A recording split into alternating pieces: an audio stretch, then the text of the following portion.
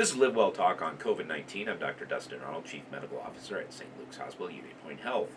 This week is a COVID-19 update podcast. We haven't had one in a couple weeks, and we've had some developments since the last time we had a podcast on COVID-19.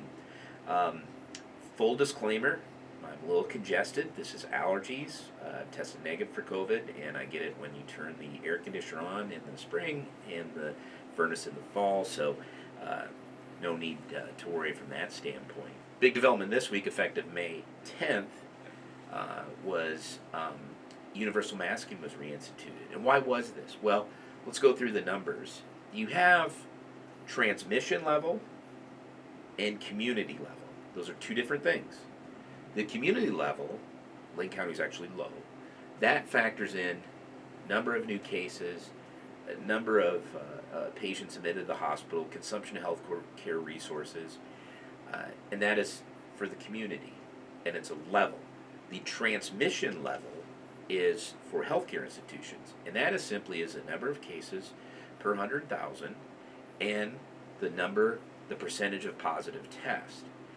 This week, for the second week in a row, the cases per 100,000 was greater than 50, and that's the cutoff. So we went from moderate, less than 50 per 100,000, to above 50, which is substantial, and that warranted universal masking for healthcare facilities, and we have instituted that effective May 10th.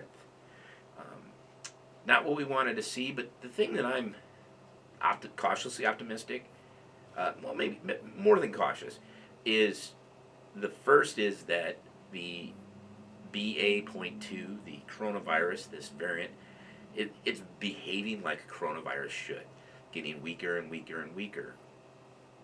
Transmission level goes up. It's easier to spread, but people aren't getting as sick because we are not seeing patients admitted to the hospital with COVID-19. The patients we do have in, we have 2 right now, and they are here with something else. They just happen to be positive for COVID-19. So that I feel good about. The other thing I feel good about is, if you remember when we started, I think we talked in a previous podcast how decisions were made emotionally because we didn't really have a baseline to go from.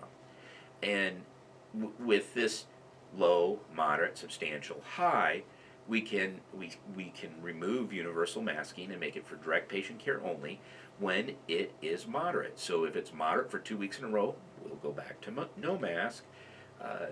And then if no mask in scenarios where you're not taking care of patients, and if it goes back up, we'll reinstitute it. We aren't going to use 2 weeks in a row just so it's not a blip, and so we're not just mask on and off all the time and crazy stuff. So we knew this would come. We didn't know it would happen because nobody knows, but we did anticipate that we probably would have to reinstitute the masking. And was it a disappointment? Yeah, I think all of us are a little bummed about it, but it will slow down the transmission. It will also influence the number of employees that we have out sick, and that number has been climbing, and we're short-staffed as it is. So if we can take any measure that's not harmful, that can possibly keep our workforce in play, then it's worth it. Otherwise, in the hospital, we're seeing, as I've made the comment before, this medical tsunami of medical conditions that have decompensated with the shutdown last year.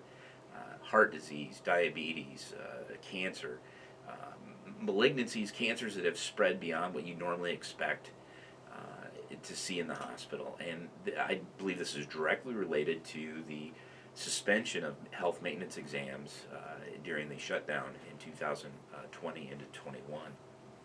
Was able to get Paxlovid for a patient, so it does work. Used it at the pharmacy, and that was of benefit, and the patient tolerated it well and did get better. So that was the first time I got to use that.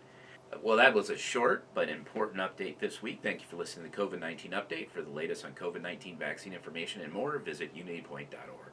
Thank you for listening to LiveWell Talk On. If you enjoyed this episode, don't forget to subscribe, and if you want to spread the word, please give us a 5-star review and tell your family, friends, neighbors, strangers about our podcast. We're available on Apple Podcasts, Spotify, Pandora, or wherever you get your podcast. Until next time, be well.